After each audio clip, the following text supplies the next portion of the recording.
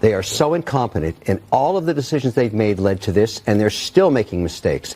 They're horrific managers. Whack them. The fact that they chose to attack our firefighters, who apparently aren't white enough to be out there risking their lives on our behalf, is... Alright, I'm excited for this video because these are going to be all of the most recent and updated meltdown moments of 2025 revolving around Donald Trump, the wildfires, and Jimmy Kimmel crying, Joe Biden a lot. So please like this video, it helps out a lot, and it's probably one of the only free things you can do in this economy that actually helps out a lot of people so they can all see these meltdown moments. Let's start with Scott Jennings out of CNN.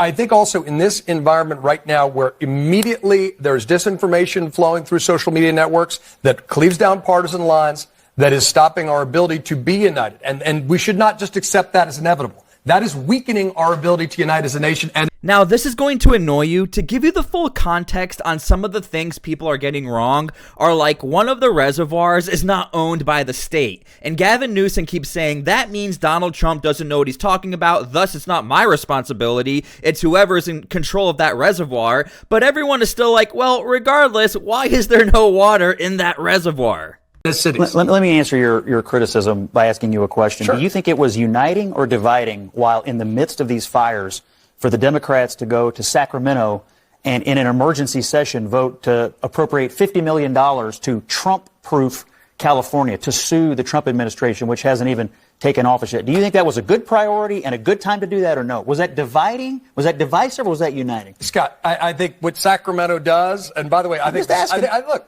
think now, what Scott Jennings is referring to is the fact that state leaders all decided to create a bill to Trump-proof their state, to allot around $50 million in order to countersue Donald Trump, or to create resources in which whatever is needed to counter Donald Trump if California doesn't agree. Just so you are aware, while all of this is going down in Los Angeles, that is what state leaders are focusing on right now. Donald Trump, who's not even the president. Well, it was really close, brother. I was really, really worried because can you imagine if we had 8 years of Kamala Harris? Party over, outdone. See you later, brother. But we didn't get that, man. The people stood up. They didn't like the way things are going, and they voted to make America great again, man. This is the time to be alive. And look, when I make these videos, every so often I'll find these little nuggets like a Hulkamania clip for all of us to enjoy. Anyway, this is actually relevant to the next point. Joe Biden seriously thinks he would have beaten Donald Trump. And not only that, Kamala Harris would have beaten Donald Trump too, even though Kamala Harris already lost? I think I would have beaten Trump, could have beaten Trump, and I think that Kamala could have beaten Trump, would have beaten Trump. It wasn't about, I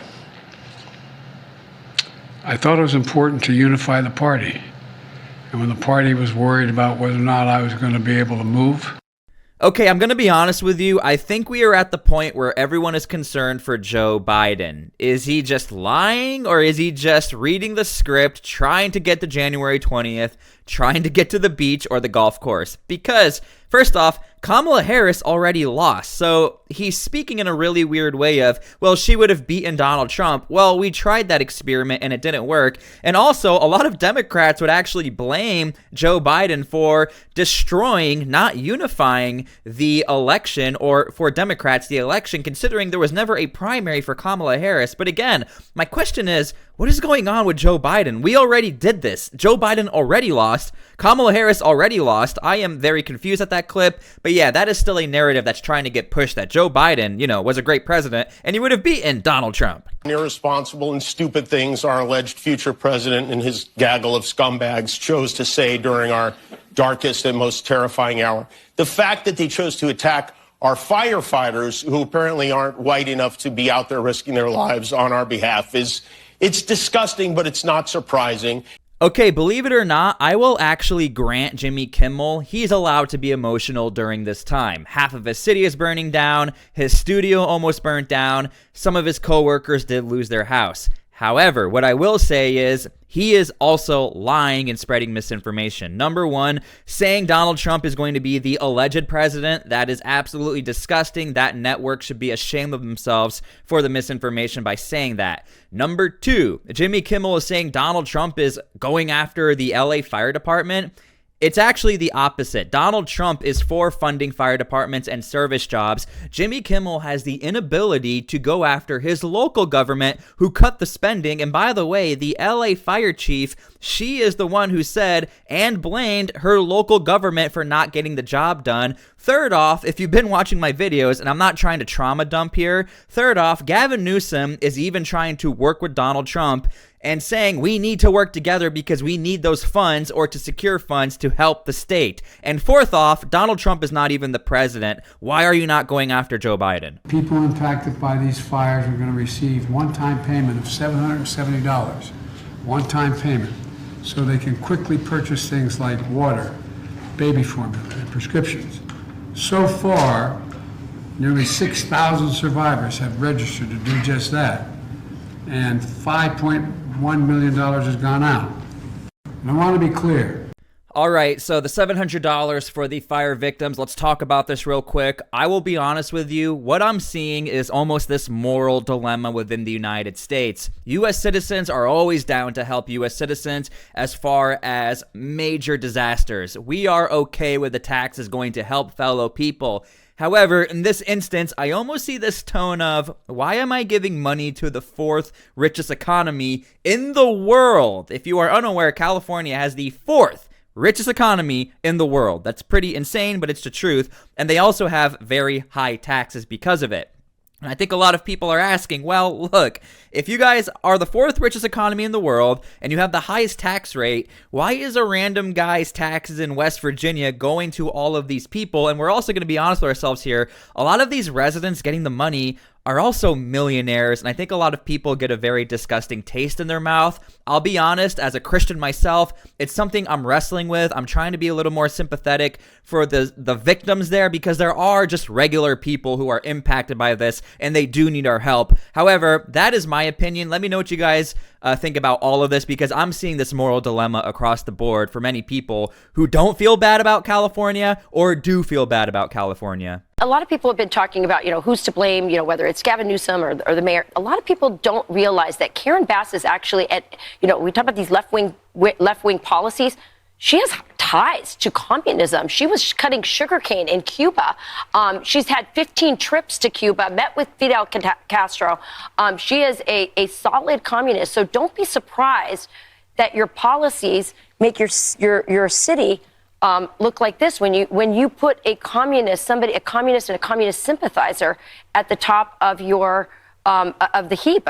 I'm going to be honest with you. I think the communist talking points are pretty outdated, and I think the younger generation sees it as fear-mongering from conservatives. Although I completely agree with this news anchor, I actually am a son from an immigrant who ran away from communism to escape Christian work camps. I agree with all of this. However, we're talking about cities like LA who could care less about communism. The younger generation sees this as a fear-mongering tactic, and I think just stick to the facts. These are all Democrat elected officials. You might want to think about who you vote for next time when a lot of Republicans are really good at disaster management. The whole communism thing, I don't think really resonates with the younger generation. This is not the Vietnam War. For you seeing this, I mean, you're a longtime resident here. It's unbelievable. It's the biggest natural disaster. Not that 9/11 was a natural disaster, but it's literally on that scale. I mean, it's 10,000 buildings. I mean, you can't even, if you drove all day, you couldn't see 10,000 buildings. I mean, you get on that hill and you look for miles and there's nothing. It looks like Hiroshima or just some horrible thing. It's an entire city wiped out. I mean, Pacific Palisades, it doesn't exist and probably won't exist the next 5-6 years. I don't know how you rebuild from this. This is actually a talking point that Donald Trump brought up. Like, how are the insurance companies even going to afford all of this? And by the way, as I make this video, there are still wildfires raging throughout the Los Angeles area. So this is a very valid talking point from Jay Leno. A lot of people don't realize Jay Leno knows what he's talking about. He always has really good talking points. And I actually agree with him. And a lot of people also agree. Besides taxpayer money, how are these insurance companies, without going bankrupt, going to, afford all of this? And by the way, there are still investigations that need to happen. Why did some of the insurance companies cancel their policies a month before this happened? And when you're the governor of a state and a natural disaster happens, there is no one more accountable than you. There can be no one who the public is relying upon more than you. And you can't sit there and say, geez, what about, I don't know, let me find out. There's already, from what I understand, over 90,000 people who have signed an online petition to recall the mayor. My guess is that Gavin Newsom has his finger up in the air, feeling for the political winds, and sees they're blowing against Karen Bass.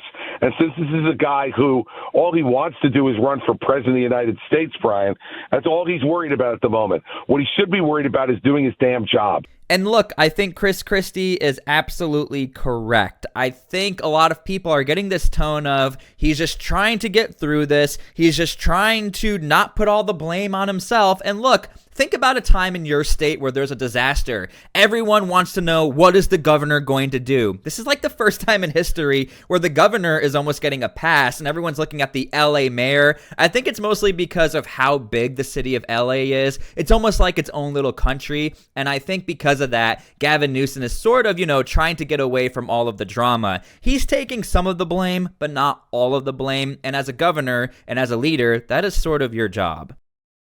Give me 30 seconds. And Bass, I think every taxpayer in America, including those in California, would like to tie this aid to removing Newsom and Bass. Now, gone. Part of the deal would be, and I know Trump likes new ideas, here's one, not a dime until those two are whacked from their jobs. Immediately.